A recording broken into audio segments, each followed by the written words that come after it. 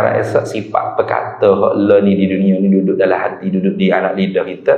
Akhirat esok Tuhan letak di tangan kita dah. Tangan pula berkecek, berkata-kata.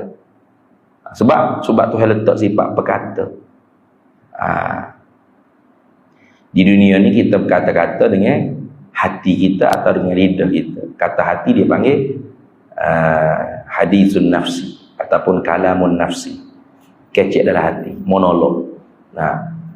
Ataupun kecek dengan lidah, kecek dengan mulut saja, yuya bunyi. Macam saya duduk kecek ni lah, gongeng-gongeng.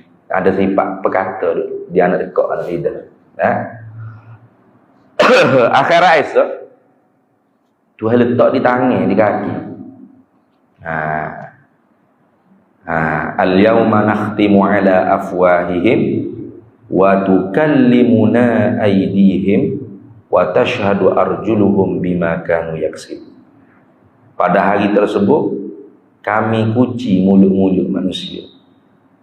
Wa tukallimuna aydihim, dan berbicara akan kami oleh segala tangan-tangan mereka itu manusia. Tangan ni kecek. Pasal apa tangan boleh kecek? Pasal Allah Ta'ala letak sifat pekecek. Tidak. Allah Ta'ala letak sifat penutur, sifat perkata, atau sifat pengomong, pengobrol. Ikutlah nak kata mana sampai dah. Sifat tu apa tu sifat? Hak ada apa sebuti dah.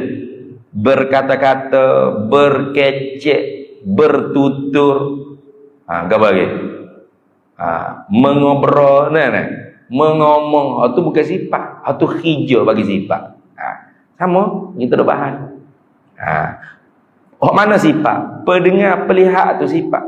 Atau ada pun mendengar, melihat, itu fungsi bagi sifat.